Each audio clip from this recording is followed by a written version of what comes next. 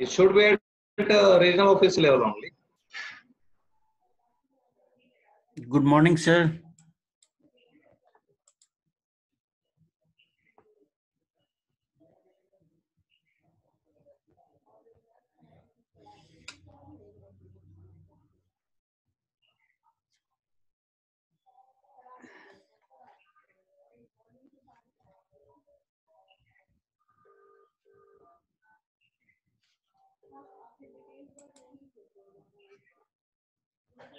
Madam, all well? Yes, sir. Okay, okay.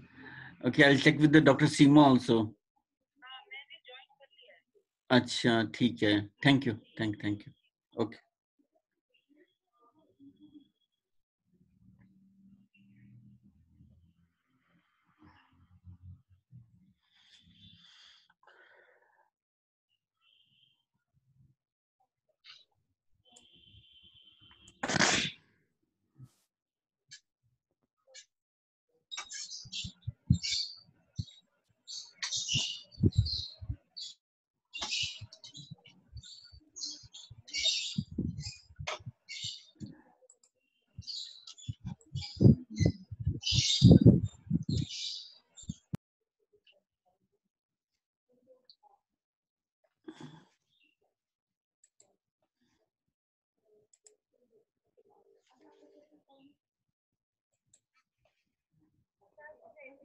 ठीक है madam, and join कर लीजिए ना मीटिंग. मैंने join कर लिया, बस connecting दिखा रहा है.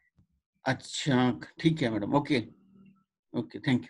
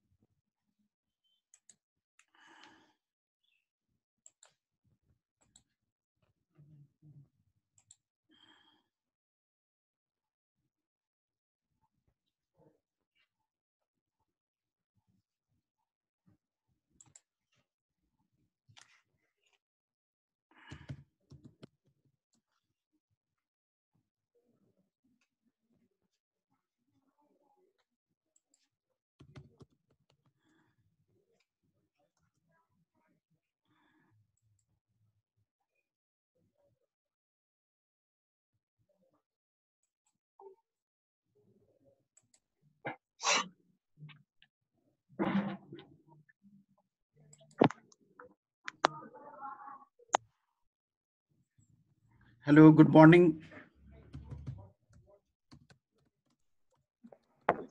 Good morning, sir. Good morning, good morning. Kindly, my request to kindly put your audio on mute. And now I will request Dr. Seema Shukla, madam, our expert. I hope, is it all right? Madam?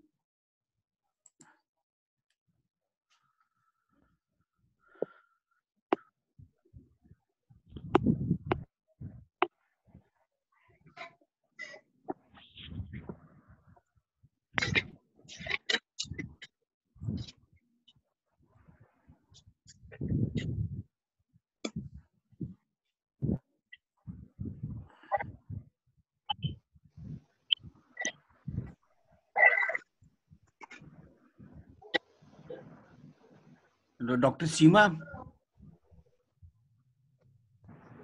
Dr. Seema?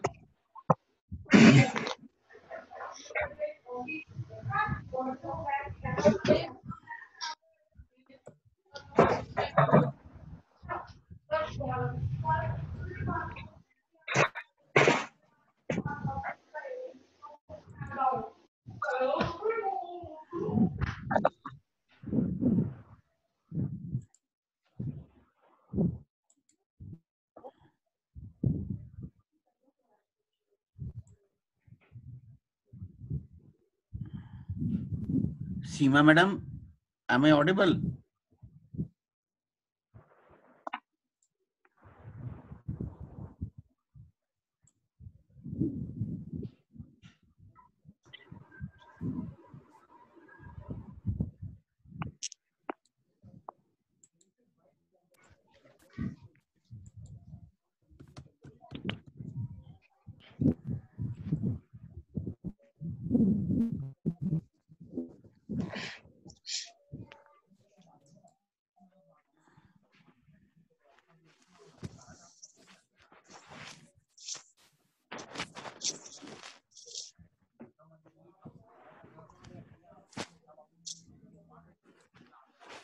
Hello, good morning. Let me check with Dr. Seema Shukla. Then we'll start. Dr. Seema, Okay, sir. is it okay? Shall we start?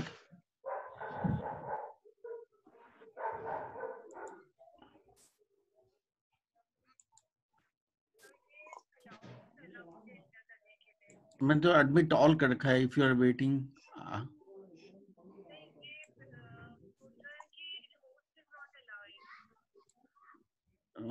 क्या आपका what is आपने कौन सा whether नहीं but there are 23 people मैं तो सबको जो भी I am putting every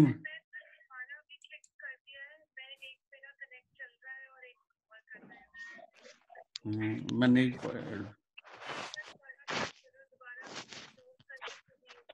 हाँ देखो आप क्योंकि मैं तो किसी को होल्ड नहीं किया everyone is on the line please. Hello, good morning everyone. Doctor. Good morning, sir. Good morning, sir. Good morning, sir. Good morning.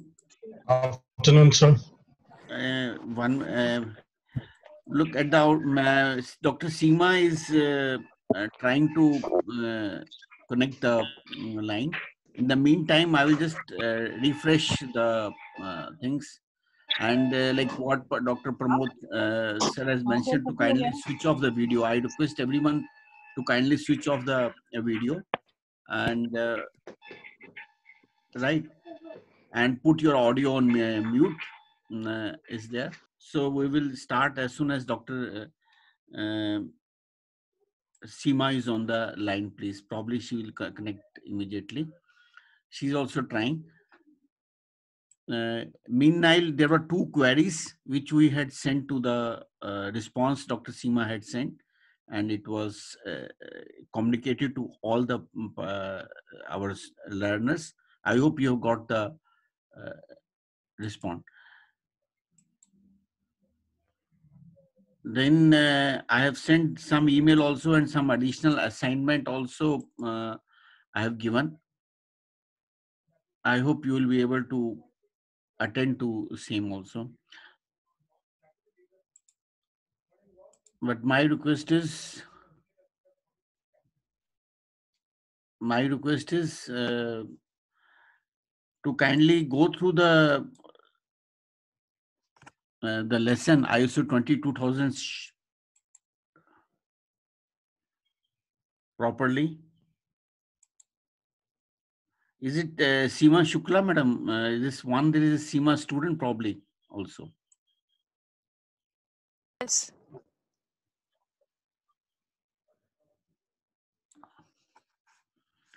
Just let me check the.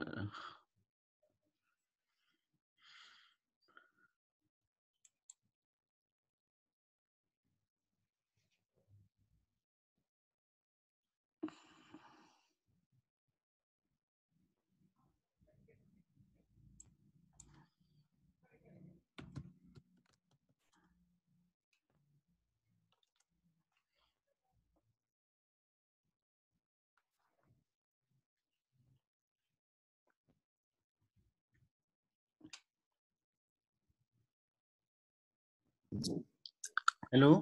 By when? Hello. By when we have to submit those assignments, those 5 regulations?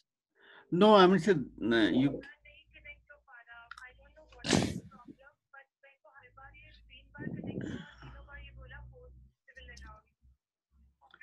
अपने नहीं, but what is the meeting ID you have put it? 391272074. कहीं तो ऐसा नहीं है.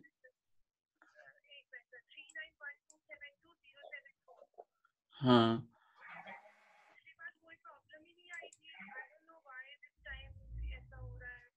एक minute मैं उनको. Can you call the Josna madam? Okay, चलो. Let me check. I will resend you the.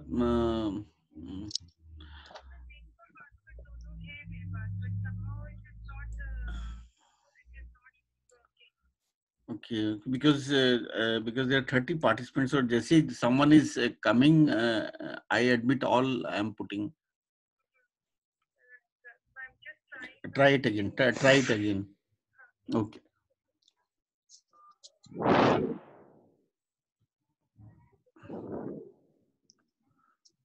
Those 5, this you can submit maybe after 30th April also. This is only to. This is not in as such in our course, right? But then what I want is, because these are the Yes, new sir. developments which are done it. So it is mainly for your own comprehension. So you can take your own time and submit it. So that is not a problem. These are because if you are going to the additional interviews, like there are posts have come for the Bihar. So some people must have applied. So then you want to brush up that what are the new regulations, at least you do it. So any specific ones? A specific one is licensing. Licensing is more important. Packaging is more important, which is relevant to our products. Okay. Okay, thank you. Then I again request to all the students that you can submit the synopsis through email and we will respond to you.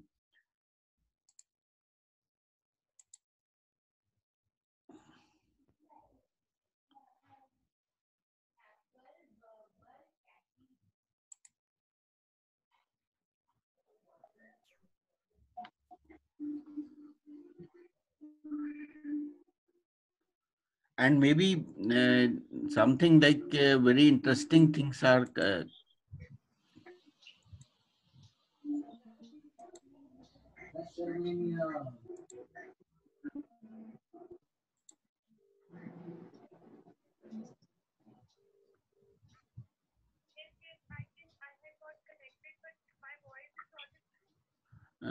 okay, we'll try. You just speak out. Hello, whether Seema Shukla madam is audible? Probably no, madam. No, she isn't. No, she isn't. You are audible, but she isn't.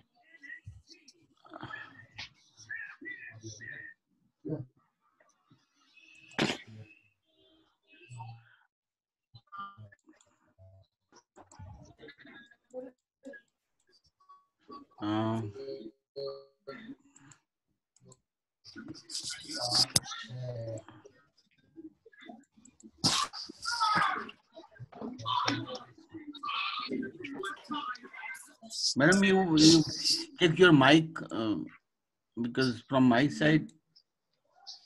Can you hear me, sir? Now you're audible. Yes, Now we you can. Okay. Yes, I can. Okay. Yeah, that's great. So what I'll do, I'll quickly share the slide so that But there is no video. you can't see me. Yeah, we can't see you. On the video mode. On the main screen.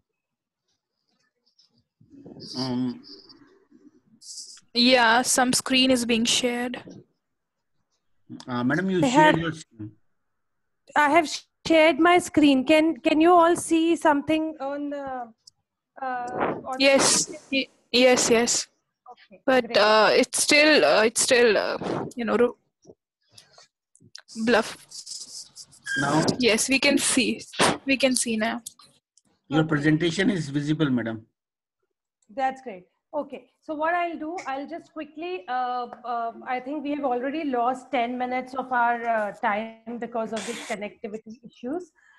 So I'll quickly take you through the ISO 22000, 2005. I am taking you to 2005 specifically because that is the standard which is available in your module. And at the end of the presentation, I will also show you some of the clauses of 2018, which is the latest thing which you all should know, right? In order to understand ISO 22000, it is very, very important to know what is HACCP, which I expect that you already know. But what I have done, I have put some of the material of HACCP also in my presentation, which will quickly flip through, right? So this HACCP concept, it originally started with NASA with the FMEA concept, and later on the FDA and the other international bodies started adopting it. I hope I am audible to all. Achha. Yes, ma'am. Okay, fine. Madam, Yes, ma'am. recording हो रहा है? Okay, so now ठीक है फिर. for the HACCP, we all have हाँ, some ठीक idea that ISO है 22000 madam. standard मैं recording is is a more important. आप कर सकते हैं recording. Can I allow you?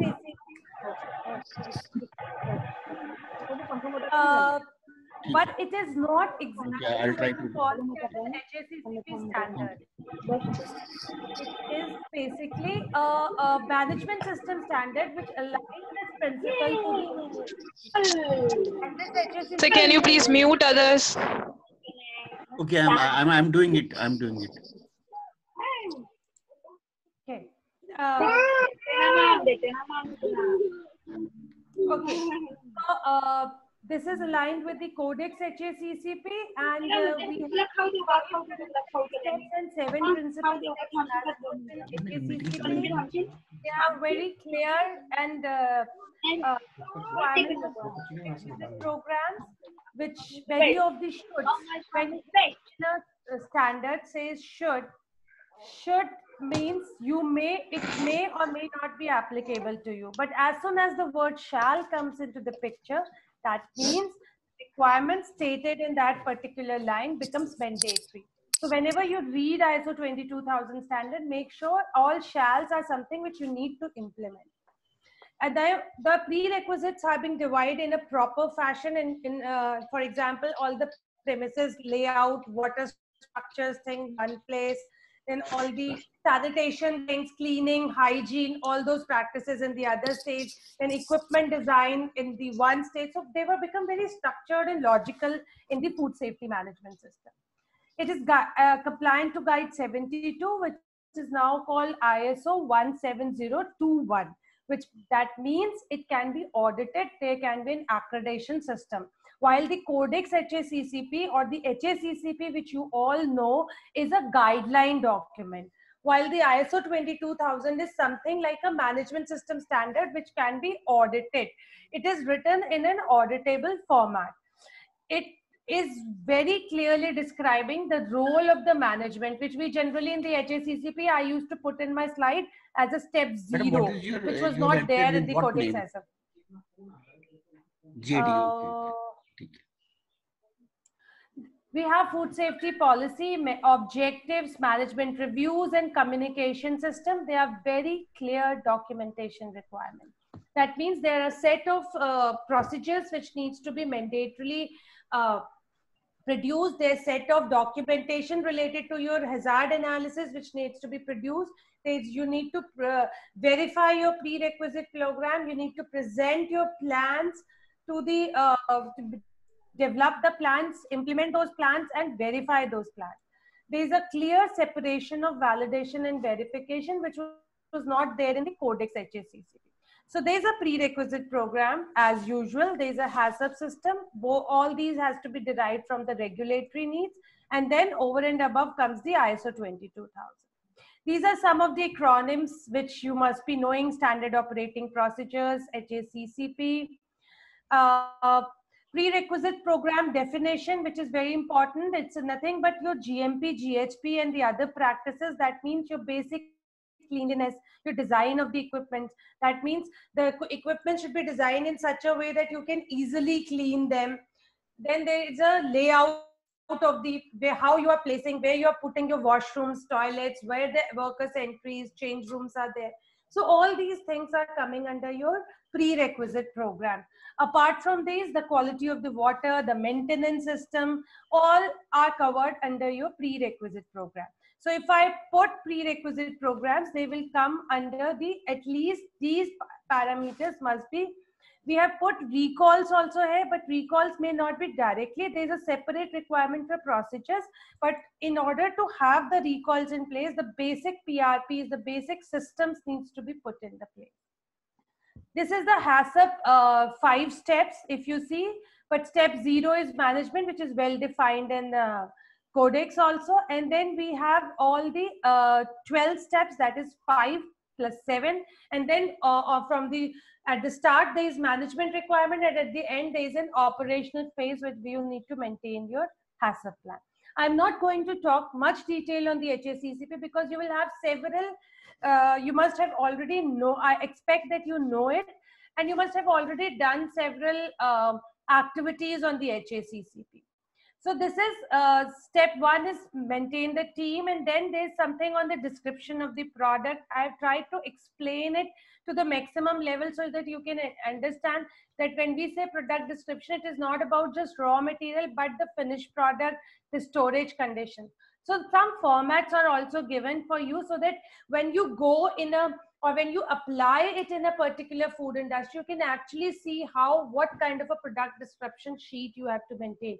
You need to take care of how your product is coming in, what is the storage condition, because suppose I take a milk, I have a requirement of milk as an ingredient, and I do not have a cold storage to store that milk, then that means I'm actually going to spoil. So if it's a Tetra Pak, maybe my storage conditions will be different. If it's a pouch, it's to be stored at 4 degrees, but the requirements will be different. So accordingly, my HACCP plan will differentiate. So this is about the final product description. That means raw material description as well as final product description. Then intended use. Sometimes this goes very, out of mind. That what is the use? What is the importance of this particular activity? But intended use is very important to know your severity. For example, if I have to know my intended user as a small kid, then definitely my HACCP plan, my risk analysis will make it severe. Severity will be high.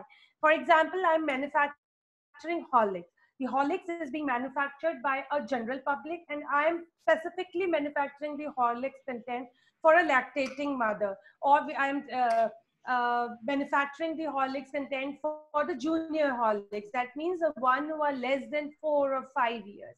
So that means now I have to take some extra precautions on that. So all these things needs to be addressed. Then there is a flow diagram. That means how the things are, like receiving, unpacking. Sometimes we actually forget about these particular steps, like unpacking. We missed out. There can be hazards which can come up from the unpacking procedure. Which type of a storage, frozen, what kind of an assembly we are doing. So all these needs to be taken.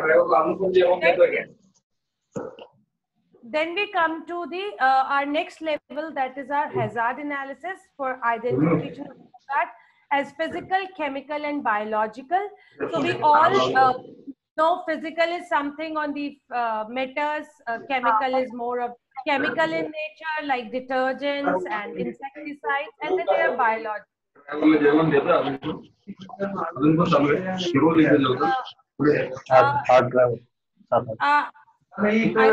lot of disturbance. Please mute your mic. Okay. The next thing is about the risk, which is a livelihood. Okay. So, hello. Is there some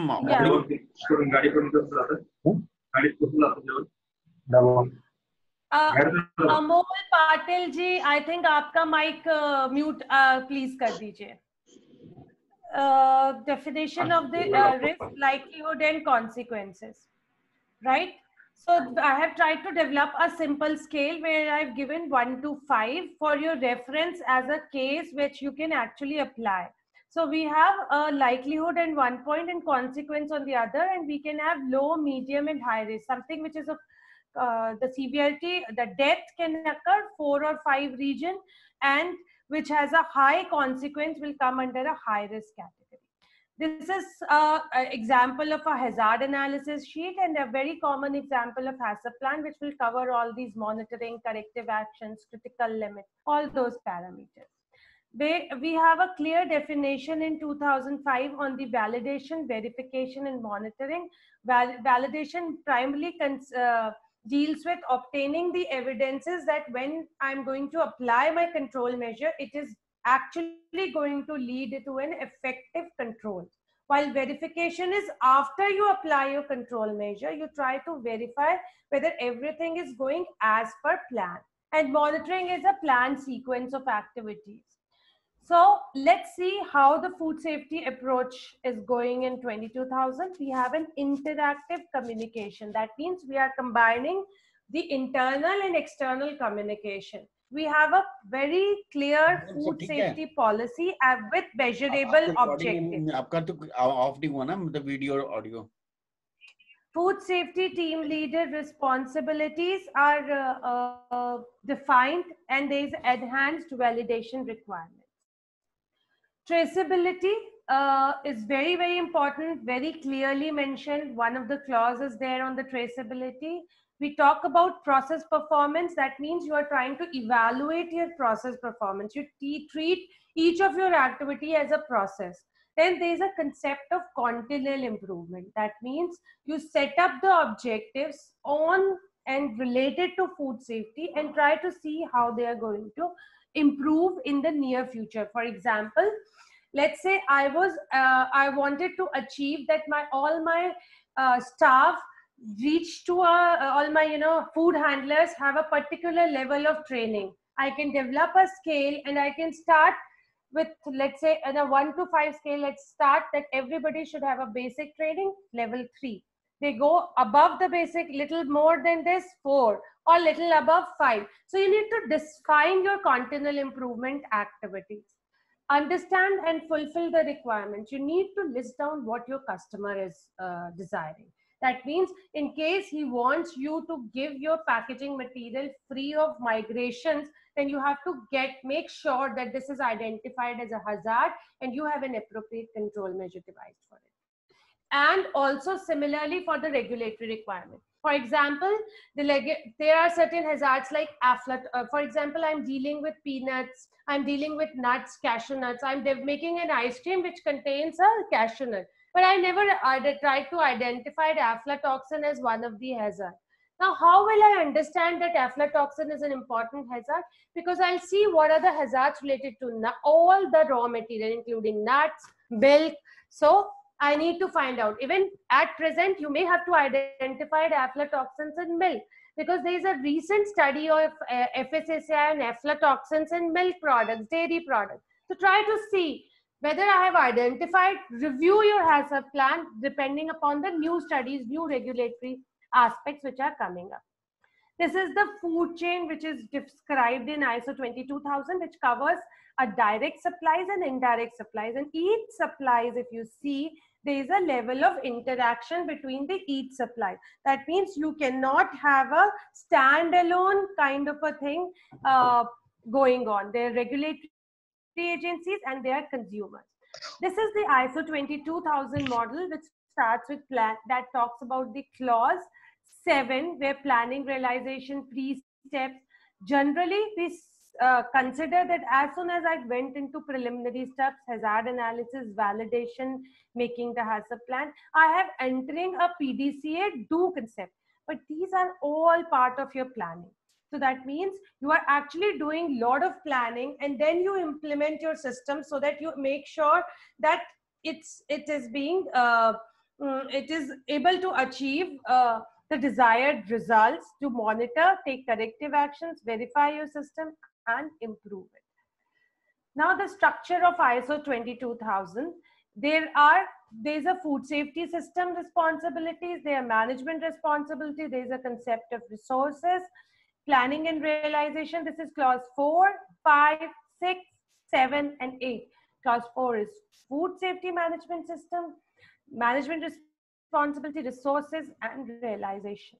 So now we come to the basic and the most important slide for this particular session, where we'll talk about each and every clauses. Now, what the clause 4, which is the food safety management system, this clause is very important because it tells you about the general concept of the food safety management system and also the documentation requirement.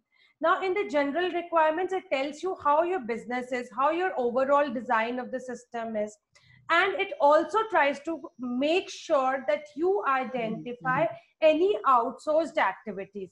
Now, what is an outsourced activities? Outsourced activities means this activities which someone else is performing on your behalf. So you have to ensure that this activity meets the desired requirement. The food safety system is a pest control activity, and 90% of the establishments I have been auditing, I found that pest control activities is being taken care by some other outsourced people. So you need to be very sure on this particular thing. And then comes the documentation requirements. The documentation requirements, it talks about control of the documents and control of the records. I hope you understand what you mean by document and a record. Document is something, a document, a SOP, a plan, all these will come as a document. And a record is something which is being a set of observations which are taken on a real-time basis. So this particular section very clearly tells you what kind of a documents, whether it's legible, what should be the retention of the documents, retrieval of the documents, control of the documents, external origin documents. So all this is being covered in clause 4.2. Now the clause 5. Clause 5 talks about the management responsibility. That means the management commitment, how they have to commit. Food safety policy, food safety management system planning, the responsibility and authority, the responsibility that who is going to perform what activities. This includes who is responsible for talking to suppliers, who is responsible for talking to the customer, who is responsible for dealing with the regulations, who is going to update regulations in case they are changed, whom I have to intimate that. So all this is a role of our management. And then we have a food safety team leader. And then we have a communication. We try to establish a communication network where how we are going to communicate both to the external people and internal people. Then there is a very important concept which was introduced in ISO 22000, what was the emergency preparedness and response. For this, we have been talking about this. Many of the industries have already prepared some emergency response. Generator ka laga diya, light chali gayi, freezer ho gaya. But this particular thing, in this context, if I see in today's context, my emergency preparedness will be something like COVID-19. How we are going to be prepared. If I am in an essential commodity production, how I am taking care that this COVID-19 things is being taken care in my emergency planning. So you need to be very sure on that. Now, as an auditor, now as a industry person, now as a food safety person, you should think of an emergency situation like this kind of a viral disease. Then we have a management review. Management has to review. Once they have established everything, they have to make sure that they review everything time to time. The clause 6 is more primarily dealing with the resources, the resource management. That means human resources, and there you talk about competence. Competence kaise define hota hai? It takes care of the education, skills, your experience, and your training. So these are the 4 components which are being defined for the competence. That means what kind of an educational background, what kind of an experience, what kind of a skills, and what kind of a training you have had. Then this clause also talks about the infrastructure requirement. That what kind of an infrastructure, what kind of a, for example, if I am dealing with the rice industry, I will not say I need a completely insulated environment. But if I am manufacturing a Tetra Pak, for that particular thing, I may require an isolated, insulated and more aseptic kind of an environment. So we have to see what kind of an infrastructure, what kind of a working environment is being required by the depending upon what kind of a business, depending upon what you write in clause 4.1, you have to define your resources. And then the clause 7 is nothing but your HACCP. You define your prerequisite, you tell your preliminary steps. Preliminary steps are your 5 steps. You do hazard analysis, you make your operational PRP. That is an additional thing, which you do not do in your HACCP system. Operational PRP are additional PRP measures. That means additional control measures which you try to put in your system to control the thing. And then you need to make sure that any information related to PRPs and HACCP is updated from time to time. Then you have to develop a verification plan. That means how I'm going to verify my entire systems of food safety, etc. And the traceability system. The traceability system talks about the chain +1 and -1. That means you have to trace to your immediate supplier and you have to trace it to your immediate customer. So at least minimum this much traceability everybody has to show. And then comes clause 7.10, which talks about control of non-conformity. This is like any product which has come up as a non-conforming product, how you're going to deal with. This primarily takes care of your corrective action. And a very, very important clause of recall, withdrawal. That means in case something goes wrong, how and what will be the procedure to withdraw that particular. So there is a requirement, a very clear requirement of having a documented emergency procedures, very clear requirement of documented system for recall. You need to produce a document for PRP. You need to produce a document for HACCP. You need to produce a documents, mandatory records for the trainings, for the competence. So these are all very, very important. Sometimes people use the external agencies in case you are a consultant and you decide somebody to help.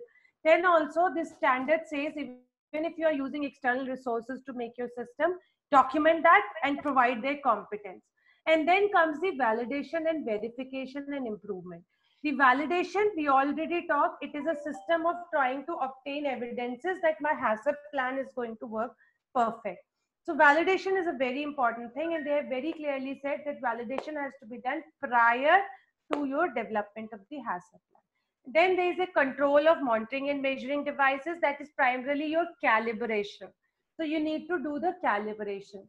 Then if you see in the clause 7.8, there is verification planning, and 8.4 also talks about FSMS verification. So, but there's a difference. This 7.8 is more of a verification plan related to the product realization, but FSMS verification plan is a more of a holistic plan where you are trying to not just verify your HACCP system, your prerequisites and your hazard analysis, but also verify your resources, your infrastructure, your working environment, your communication strategy, team leader, responsibilities, management.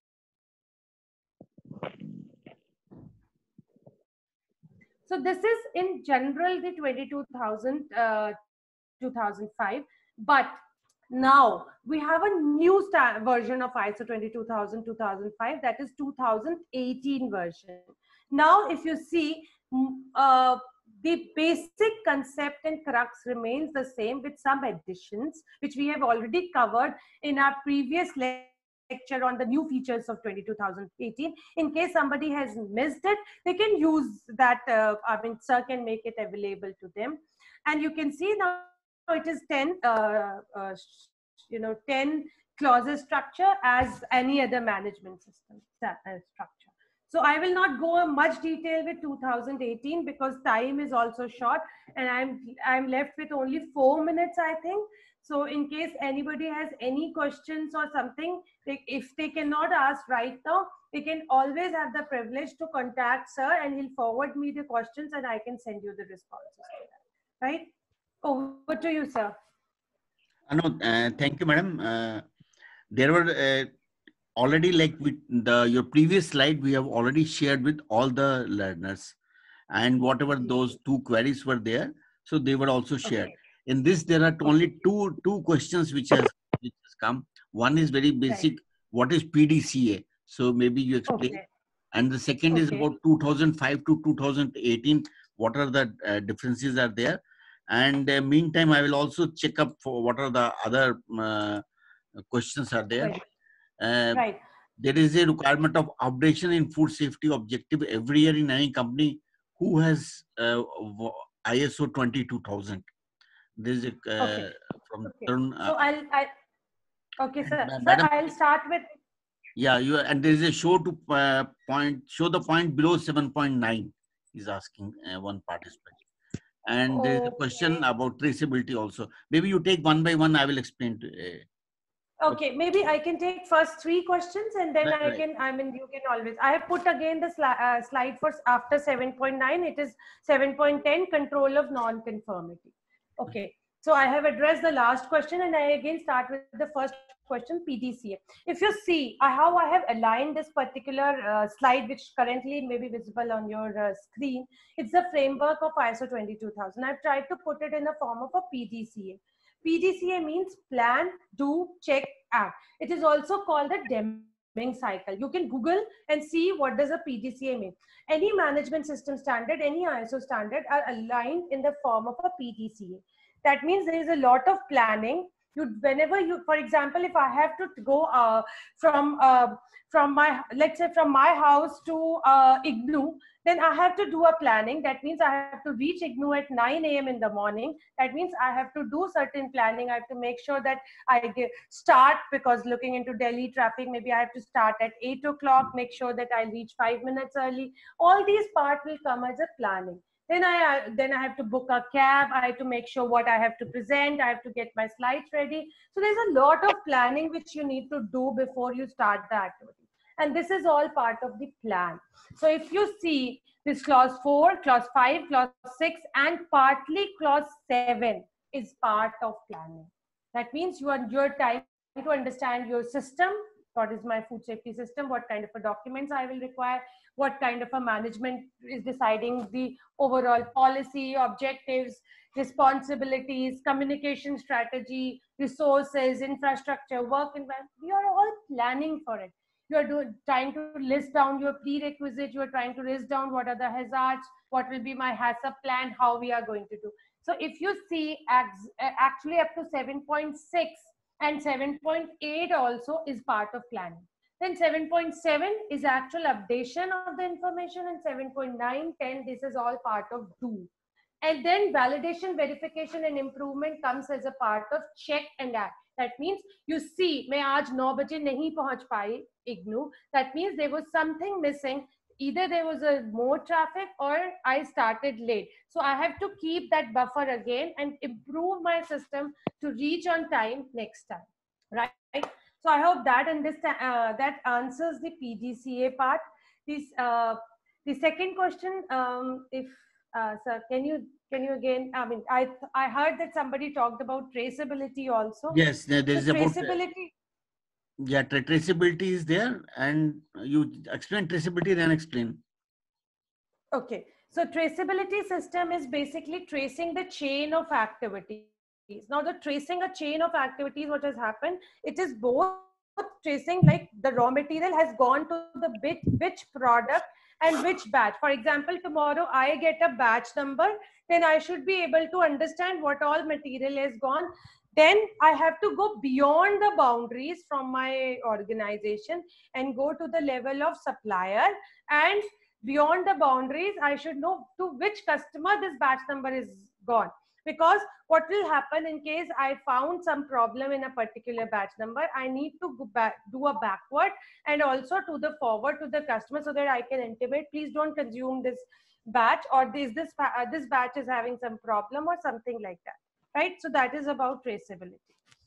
Then, Yes, madam, sir, what was the other? There is a one question where there is a requirement of updation in food safety objective every year in any company who has ISO 22000, whether it is updation every year or. Yeah. Okay. Yes, sir. So that's a very, very interesting question. We have a, if you see in clause 5, we have a food safety policy. Within this clause, we also talk about having a food safety objective. Now, if I again go to this 7.7, it just talks about updating the preliminary information. But once I go to the clause 8.5, it says improvement. And this clause says you need to update whatever is there from clause 5 to clause 8.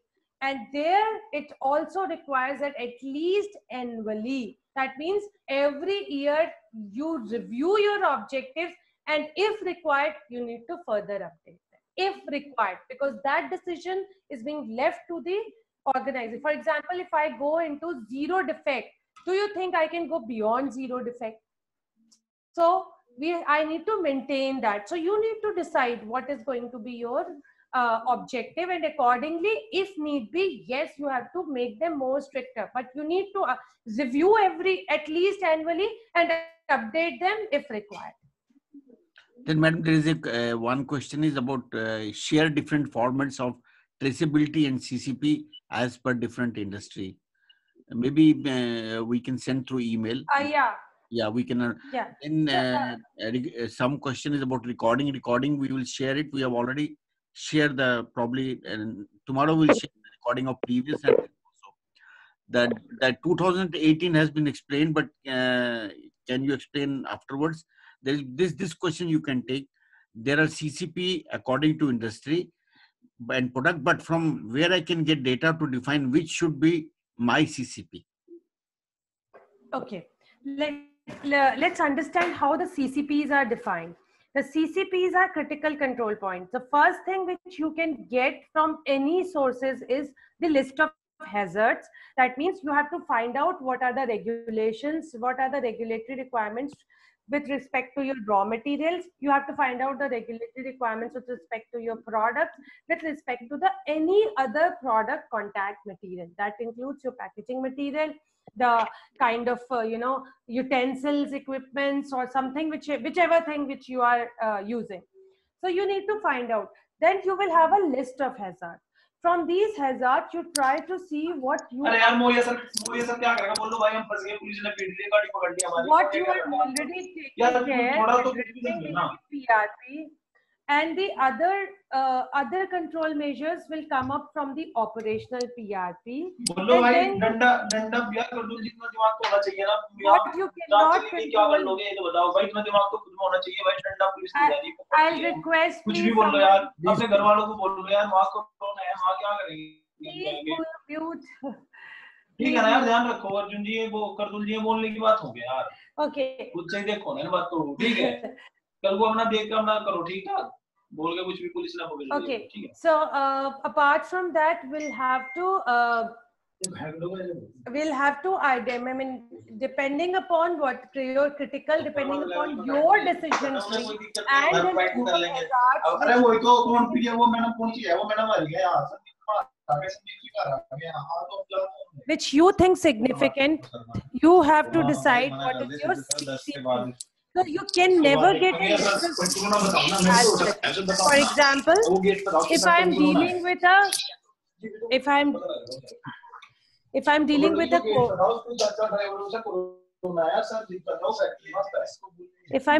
a last product. Ma'am, what? We can't hear you properly. Actually, please mute them. Look, I'm checking up. I don't know who's mic. I don't know who they are.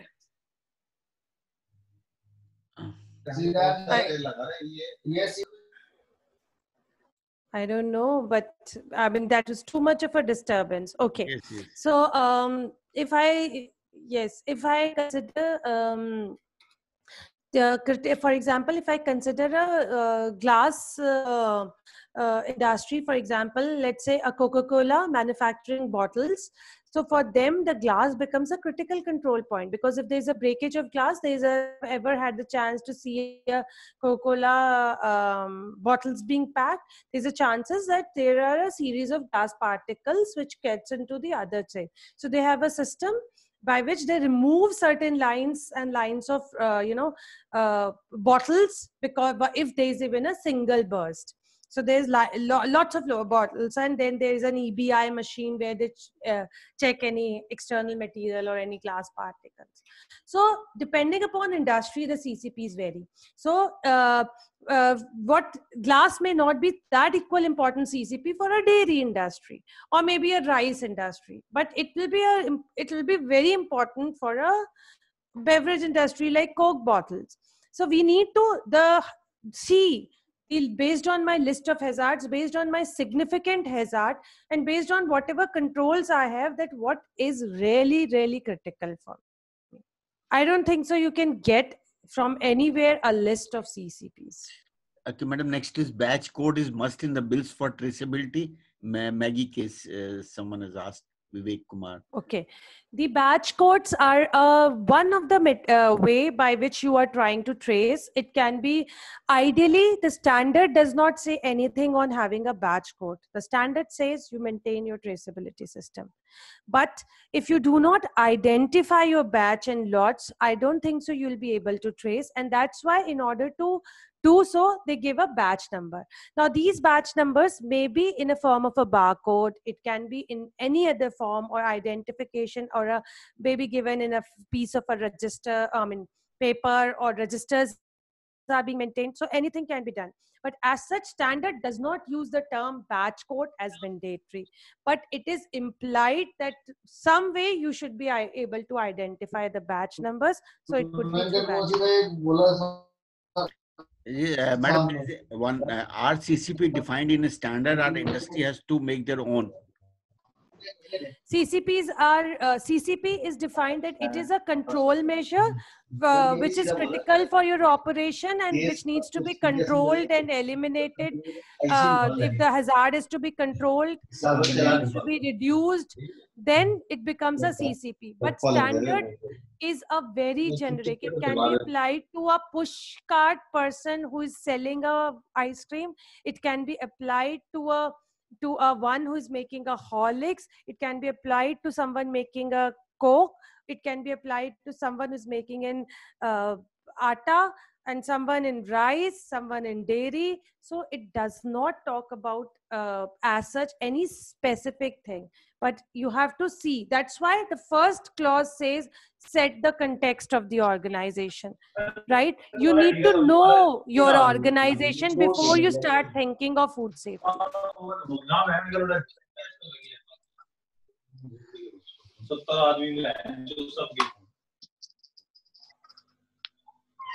I put in the unmute in the waiting room probably the nice from Mr. Tarun and probably no, hello. Yes, sir. Yes, sir. There is a if I make a one, there is a how to be whether we can convert the CCP. Can I reduce my number of? Can I reduce my? I could not. And convert. Sir, I could not get you. Sir, I could not get you, sir. Can I reduce my number of CCP and convert it to PR? Yes, you can do, but you need to have a justifications on, because once you take your significant hazards. Ma'am, we can't hear you. Neither, sir. We can't hear you both. I don't know. Then you, those people are much audible. Sir, you can mute Tarun Anand directly. Tarun Anand, I put in the waiting room. I don't know. Now the sound has gone. Again, Yeah, that's better. Okay, yeah. So the question is that can we reduce our CCPs and have more into OPRPs? Yes, we can do it. You need to actually understand the concept that you have to list all your hazards, see what is significant to you. From these significant hazards, you can decide that whether I have to control it through OPRP or I have to go control it through CCP. So it's perfectly on the choice of the food business operator. In case they feel they can control it with an OPRP, they can do it. Now, what was the problem in the initial standard, that is 2005? They had the concept of OPRP, but with that concept, they have not added a value to it. That means if I say I'll control through OPRP, but there is no limit attached to it, no values attached to that particular control. Sometimes they were missing out. So now what is the change in 2018 version is that they have attached with OPRP, they have used the word action criteria, and with CCP, they have attached the word critical limit. So it is in fact interesting that you have more of OPRP than CCPs, and try to reduce, because that means the level of significance, it has now not become as severe as it was earlier. So only this is the way that you can reduce your CCPs and bring them into OPRPs. Madam, one question is how to be sure that CCPs must or not, or we can ignore, from Ankita. The CCPs are critical control points. So wherever you feel that there is a missing of this particular step, missing or entry of this particular hazard will lead to a failure. That means it has to be covered under CCP. If that entry of that particular hazard with the existing control measures may lead to a failure, then you have to treat them as a critical control point. I will not, I as an auditor cannot say that you need to have a CCP. If you can justify, that's fine. But honestly speaking, there's no system which can justify that we can work without having a CCP. Then, madam, there is a question. If I am making a proprietary product, R&D, then I have to decide CCP. What is the modality? If you're making a proprietary product, and you are more focused toward the R&D division, then also you have to identify, you have to see, you have to make your process flow, see what are your supplies, and try to develop the process plan. As soon as you develop the process plan, you have a list of hazards with you. Within those hazards, you try to do a risk assessment, as I have shown, by likelihood and consequences. See what is significant based on that. And based on that significant hazards, you need to develop your CCPs and OPRPs. But madam, I'll suggest, yeah. You carry on, please, sorry. No, there is a question. Yes, sir. It is given that in milk, chlorine contains must be CCP for a particular level like 0.1 ppm. So my question is how it is defined. In which particular product you said? In milk, chlorine contamination content must be CCP for a particular level like 0.1 ppm. There is nothing called, I'll not use the word must. Must, what you are writing must is maybe shall, what you want to say as per management system language. Let me tell you, there is nothing shall. They same rice industry, one industry can have one set of CCP and others may not. I may have more problems with my paddy in pesticides, but the other may not be having so much of problem. So you cannot say that there is a must requirement of then it must be a CCP. So I will not suggest that there's really a very important need. Maybe the question is a little, yes, maybe not. Yes, madam, maybe there are one or two questions, maybe time they may stop any time. So you can explain what is the difference between 22,000 to 5 and 18 in a brief, because then let them see the presentation later on. 22,000 2005 and 22,000 2018 has been primarily changed for two reasons. Number one, 2018 has been aligned exactly as what now all the standards are aligned. That means how the ISO 9000 is aligned, how ISO 14000 is aligned, how other standards of ISO are aligned from clause 1 to 10. That means 4 to 10 are one which are auditable. Earlier, we had the clauses up to 4 to 8. So, right. So, there are two new clauses, means two no additional clauses. The second most important change with the terms of 22,000-2018, which was lacking in 2005, is the more clarity on prerequisite programs. So now we have a more detailed, earlier we used to do the assessment and ask the people to combine ISO 22,000-2005 with ISO 22,002, or we call it PAS 220. Now these elements of PAS 220 are embedded in the 22,000-2018. So you can do it along with ISO 22,000-2002 requirements.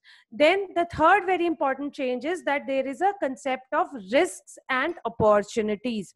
That means earlier we used to take it as a risk only with respect to the process flow, the products, the ingredients. But now you have to do that. That is, you develop your hazard plan, but you have to also look into the actions on the risk and the risk related to your overall business.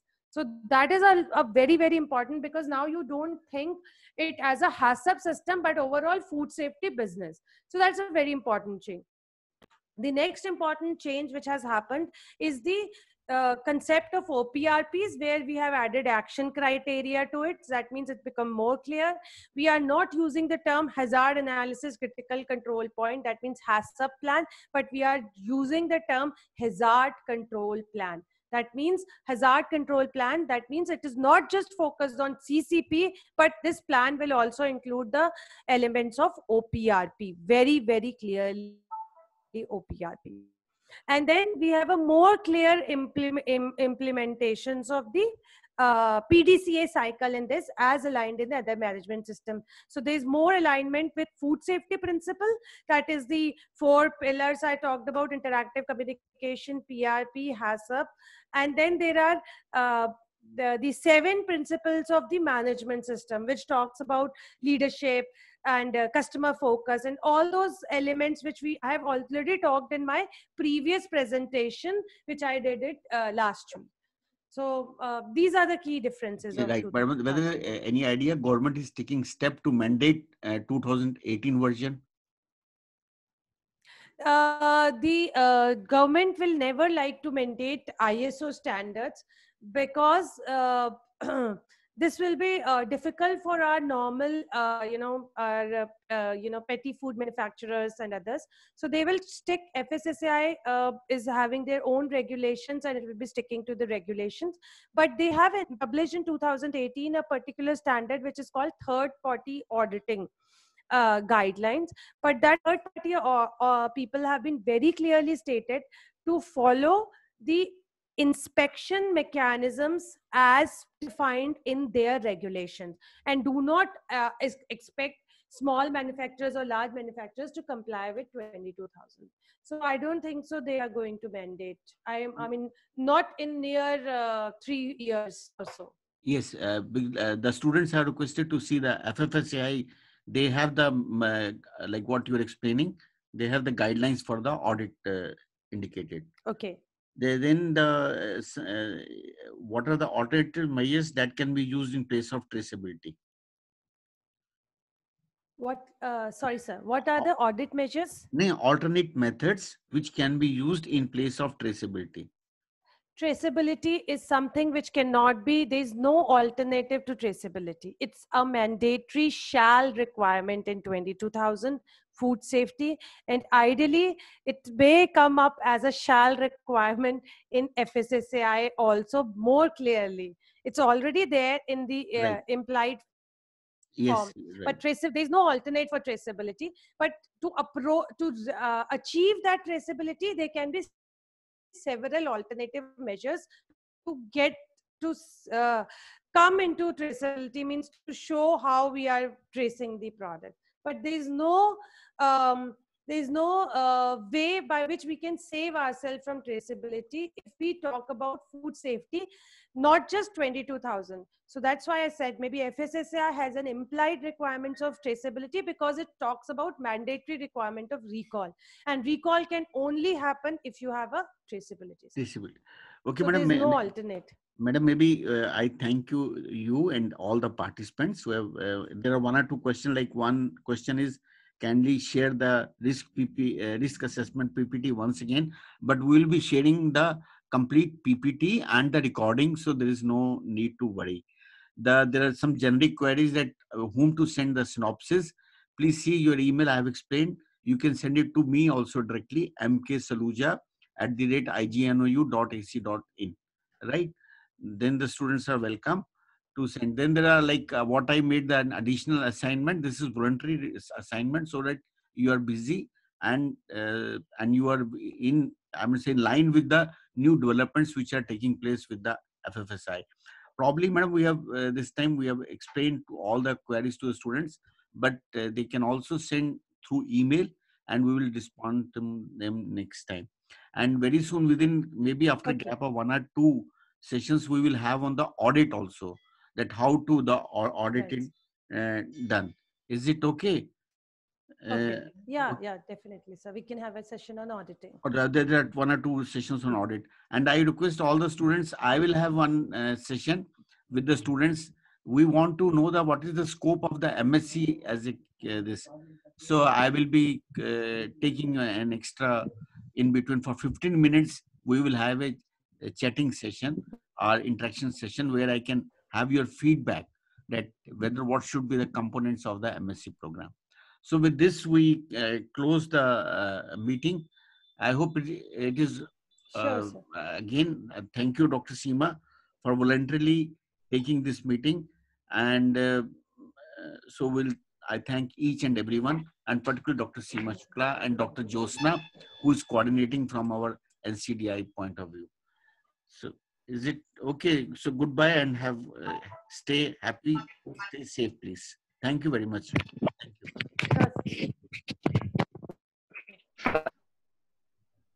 Thank you, sir, and thank you. Thank you. Thank you. Thank you, sir. Thank you, sir. Thank you, ma'am. Thank you very much. Thank you, ma'am. It was listening to you. You are a wonderful educationist, ma'am. Thanks a lot. Thank you.